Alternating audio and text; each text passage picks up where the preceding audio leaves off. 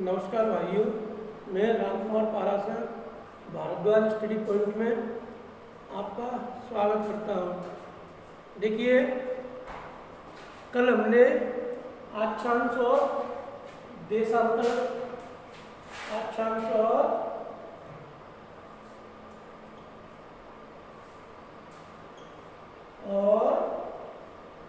देशांतर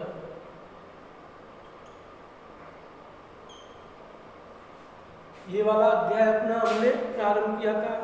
इस अध्याय में हमने अक्षांश देखे, अक्षांश क्या होते हैं और अक्षांश रेखाएं कौन सी होती हैं, तथा संपूर्ण पृथ्वी को जो आपकी भूमध्य रेखा थी, भूमध्य रेखा ने संपूर्ण पृथ्वी को दो वर्गों में बना दिया, उत्तरी गोलार्ध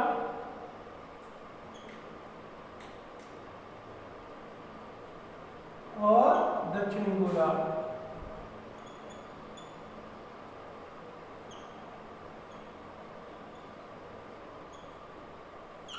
भूमध्य रेखा ही 0 डिग्री अक्षांश रेखा,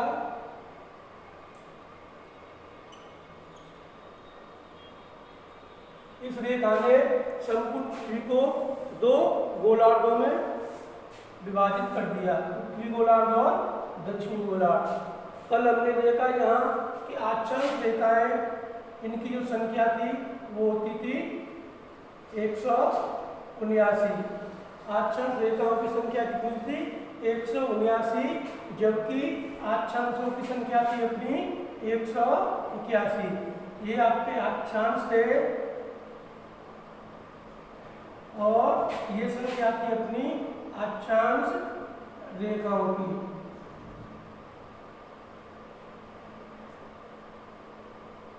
अक्षांश रेखाओं की संख्या 179 थी, वही अक्षांश थे कुल 181।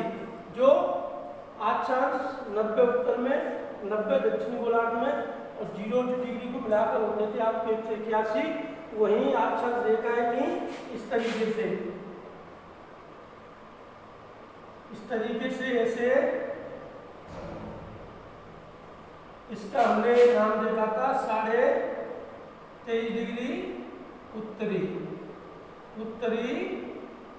अक्षांश रेखा। ये 23.5 डिग्री उत्तरी अक्षांश रेखा, और इसके बाद देखा था हमने 66.5 डिग्री उत्तरी अक्षांश रेखा, और ये अपना था बिंदु 90 डिग्री उत्तरी, या बोलेंगे इसको नॉर्थ पोल। इसी तरीके से दक्षिण में 90 डिग्री साउथ पोल का ये, और यहाँ पर देखिए 23.5 डिग्री दक्षिणी अक्षांश,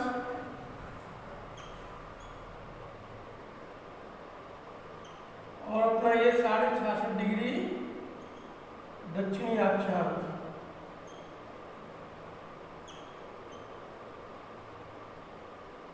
यहाँ हमने देखा था कि ये जो 66.5 है उसका क्या नाम है? 23.5 0, 23.5 दक्षिण में, 66.5 दक्षिण में। तो यहाँ हमने देखा कि ये जो क्षेत्र था वो आता था आपका उष्णकटिबंधीय क्षेत्र में। इसके बाद ये वाला जो क्षेत्र था वो आता था आपका शीतोष्ण कटिबंध में, शीतोष्ण।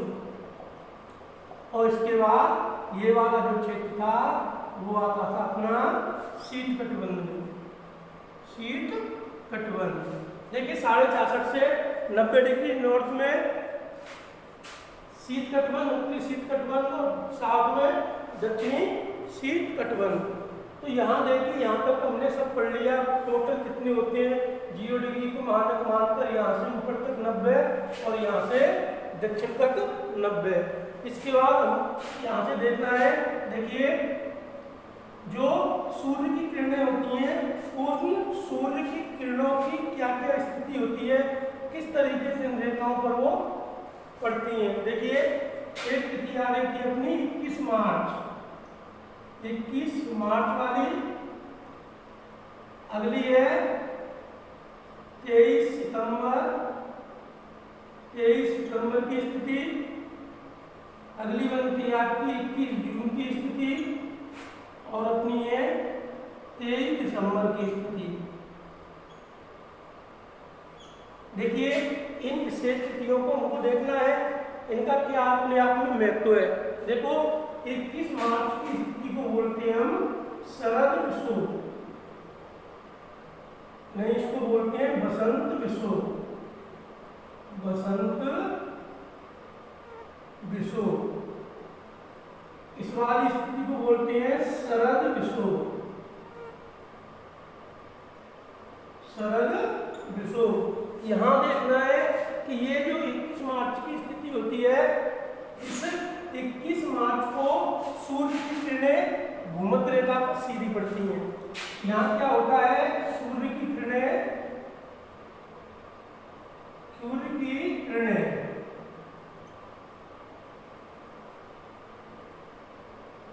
भूमध्य रेखा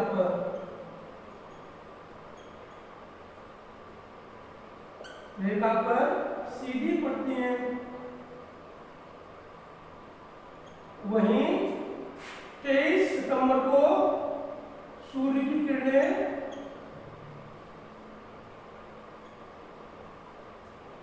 भी भूमध्य रेखा पर सीधी पड़ती हैं। तो यहाँ देखिए हमने देखा कि 21 मार्च और 23 सितंबर की वो तिथियां होती हैं जिन तिथियों में सूर्य की किरणें भूमध्य रेखा पर सीधी पड़ती हैं, जिसके चलते संपूर्ण विश्व में इन तिथियों को 12 घंटे का दिन और 12 घंटे की रात होती है। कह सकते हैं इन तिथियों में 21 मार्च और 23 सितंबर की तिथियों में संपूर्ण विश्व में दिन रात की जो अवधि होती है वो समान होती है, 12-12 घंटों की होती है। इसलिए इन रेखा को इन स्थितियों में क्या बोलते हैं, विषुव। और 21 मार्च वाले को नाम दिया है बसंत विषुव और ये 23 सितंबर वाले को नाम दिया है शरद विषुव। इसके बाद 21 जून वो तिथि होती है जब सूर्य की किरणें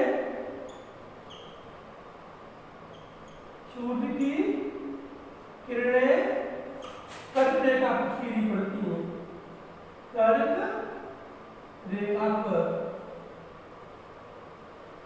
कर्क रेखा पर सीधी पड़ती हैं। तो यहाँ जब कर्क रेखा पर सूर्य की किरणें सीधी पड़ेंगी तो उत्तरी गोलार्ध में यहाँ पर दिन की अवधि अधिक होगी तथा रात की अवधि कम होगी। इसके बाद 23 दिसंबर है, 23 दिसंबर को सूर्य की किरणें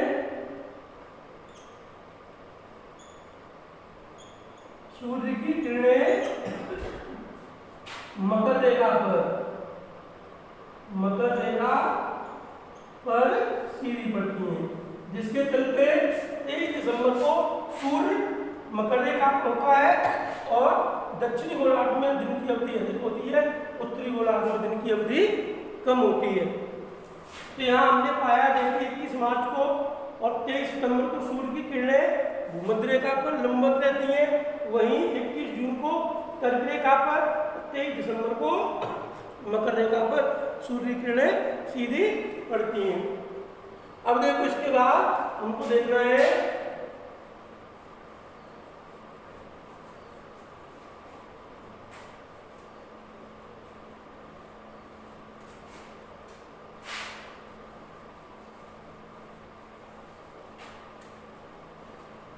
तो यहाँ देखिए हमने देखा अक्षांश। ये अक्षांश क्या होते हैं, अक्षांश रेखाएं क्या है, इनकी संख्या कैसी है और ये अक्षांश हमको क्या बताते हैं। अक्षांश आपके हमको स्थिति का ज्ञान देते हैं किसी भी स्थान की, प्लस जलवायु पूरे विश्व को जलवायु कटबंधों में वर्गीकृत करते हैं। अब यहाँ हम देखेंगे देशांतरों को। देशांतर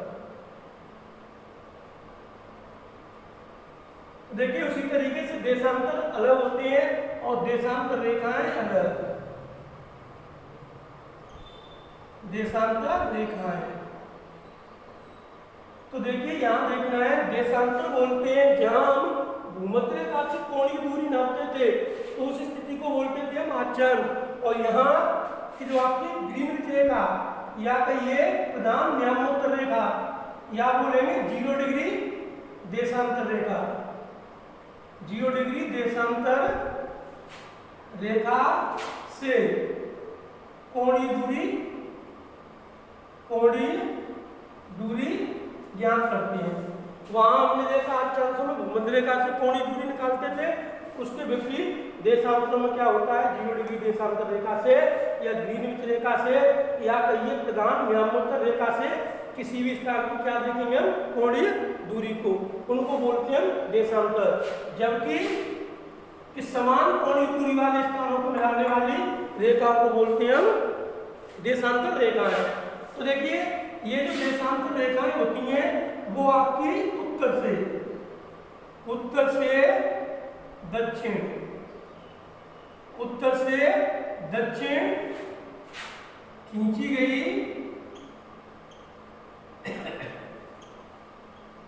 गई काल्पनिक रेखाएं होती हैं।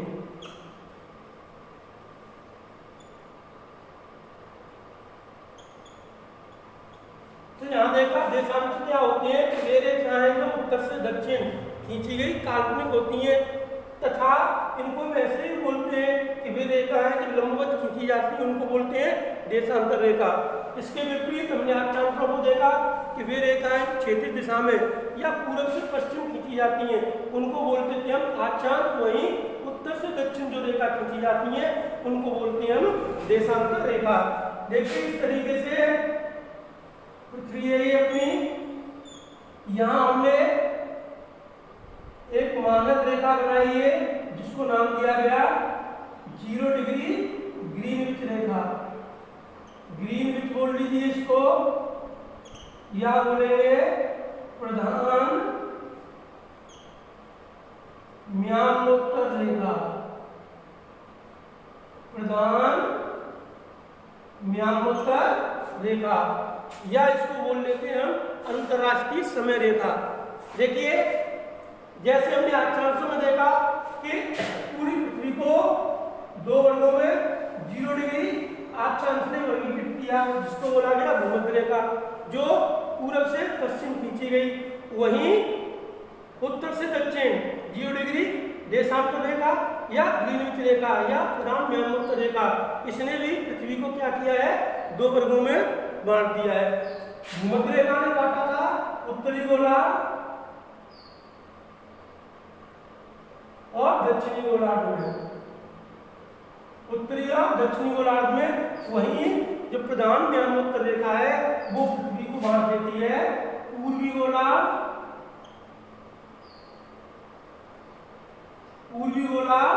और पश्चिमी गोलार्ध में। पश्चिमी गोलार्ध ये यहाँ देखेंगे हम, ये जो अपनी भूमध्य रेखा है वो ग्रीनविच रेखा, इस ग्रीनविच रेखा से पूर्व वाला पूर्वी गोलार्ध और पश्चिम वाला आपका पश्चिमी गोलार्ध। अब देखिए ये 0 को मानक बनाकर इस तरीके से रेखाएं खींची गई हैं लंबवत। इस तरीके से जो रेखाएं खींची गई हैं इन रेखाओं को बोला जाता है देशांतर रेखाएं।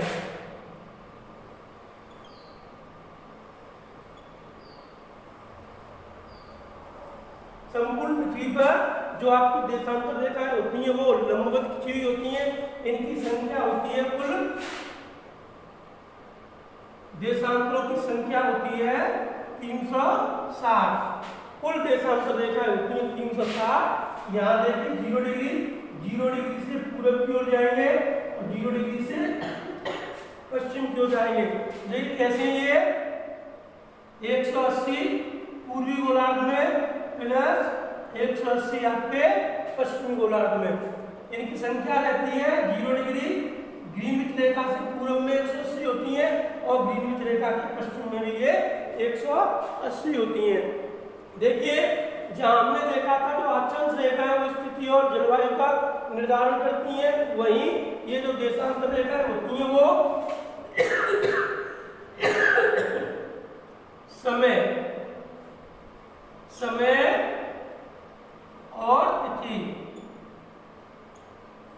और तिथि की जानकारी देती हैं।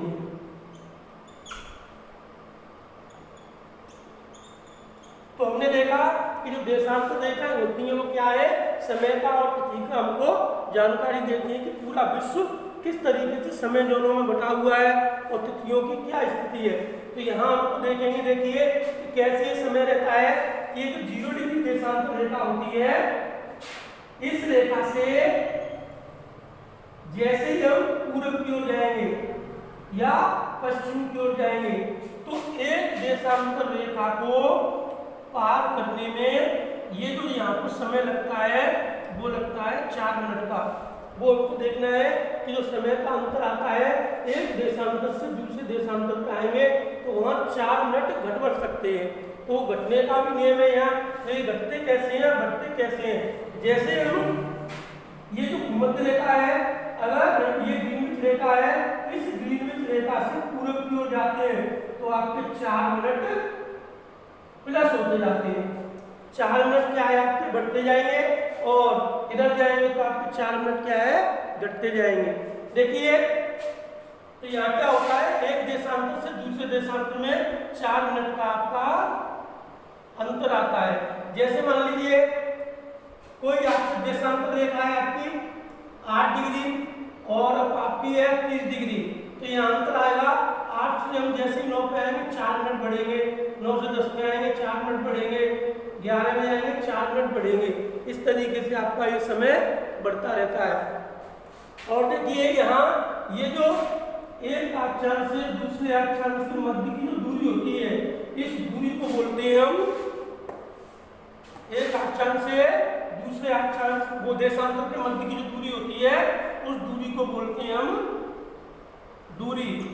दो देशांतरों के बीच वाली ये जो 2 देशांतर है, इन दोनों देशांतरों के मध्य में ये जो दूरी होती है उस दूरी को बोलते हैं गोरे। जहां हमने देखा था कि अक्षांश रेखाओं के मध्य की दूरी होती थी उसको कटबंध बोलते थे, जोन बोलते थे। वहीं जो देशांतर रेखा है, इन दोनों के जो मध्य की दूरी होती है इसको बोलते हैं गोरे। और इन दोनों के जो मध्य में दूरी होती है वो भूमध्य रेखा के पास, भूमध्य रेखा के पास यहाँ पर देखिए भूमध्य रेखा के पास क्या होती है, इन दोनों के मध्य की दूरी 111.32 किलोमीटर की। देखना है कि जो देशांतर रेखाओं को 2 देशांतर रेखाओं के मध्य की दूरी भूमध्य रेखा पर 111.32 किलोमीटर की होती है। वहीं जैसे ही हम भूमध्य रेखा से उत्तर ध्रुवों की ओर जाते जाएंगे तो वहां पर इसकी दूरी क्या है, कम होती जाती है। ध्रुवों पर देखेंगे तो ध्रुवों पर इसकी दूरी होती है 0, कोई किलोमीटर नहीं होती, क्योंकि यहाँ पर ये सभी रेखाएं आपस में जुड़ जाती हैं। तो यहाँ जो दूरी 0 होती है उसके विपरीत यहाँ पर होती है आपकी 111.32 किलोमीटर की। इसके बाद देखना है कुछ महत्वपूर्ण देशांतर रेखाओं को। जो महत्वपूर्ण देशांतर रेखाएं कौन कौन सी हैं, देखिए पहली रेखा आती है आपकी जिसको बोलते हैं 0 डिग्री देशांतर। इस 0 डिग्री देशांतर को अंतरराष्ट्रीय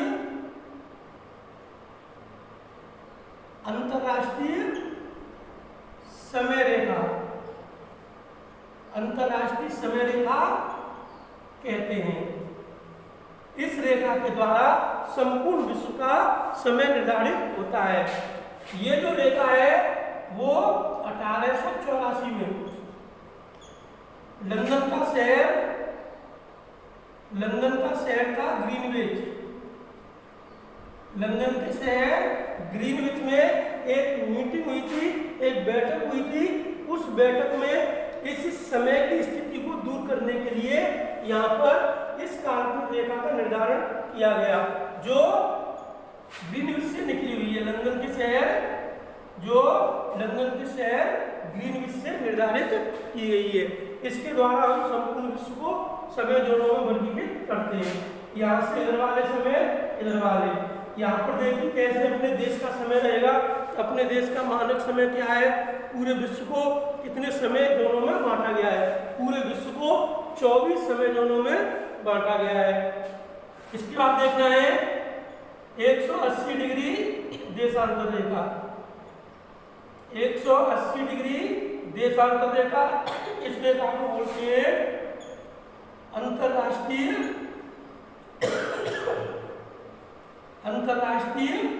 तिथि रेखा।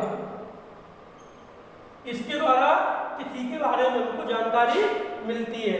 जहां देखिए पूर्वी गोलार्ध में एक दिन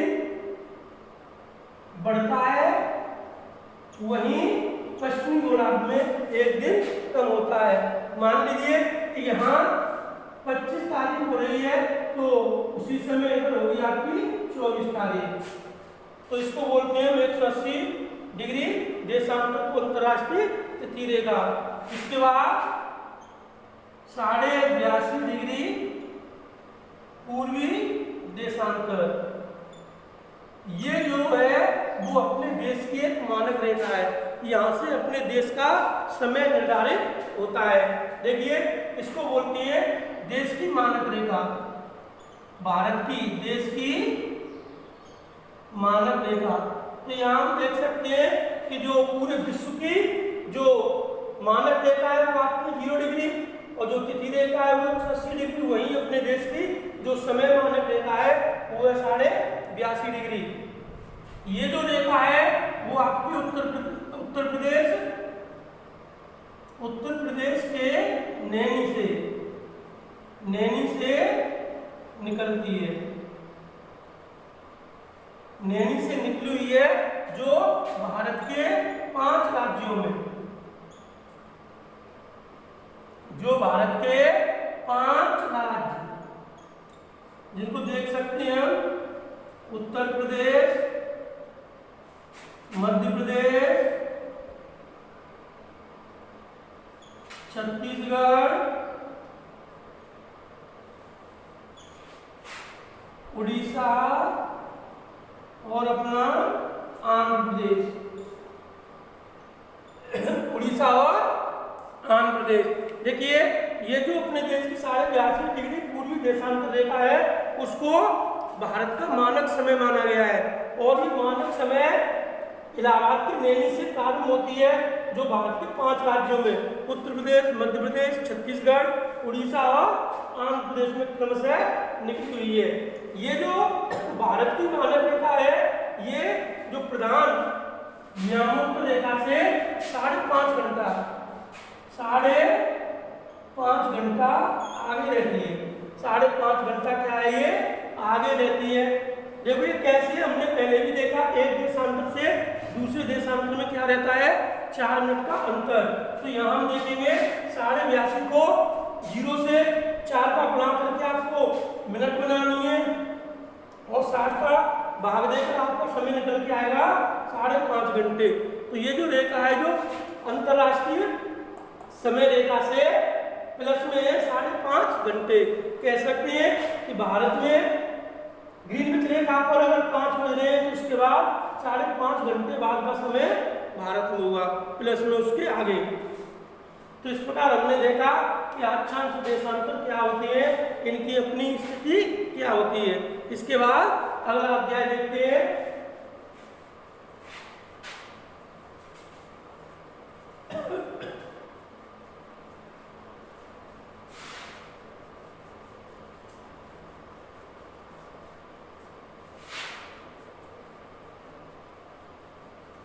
अब यहाँ से हमको देखना है, हमने देखा कि पृथ्वी की उत्पत्ति किस तरीके से हुई है, किस तरीके से महाद्वीप महासागरों का निर्माण हुआ है, तथा अक्षांश देशांतर रेखाओं की इनकी स्थिति क्या है।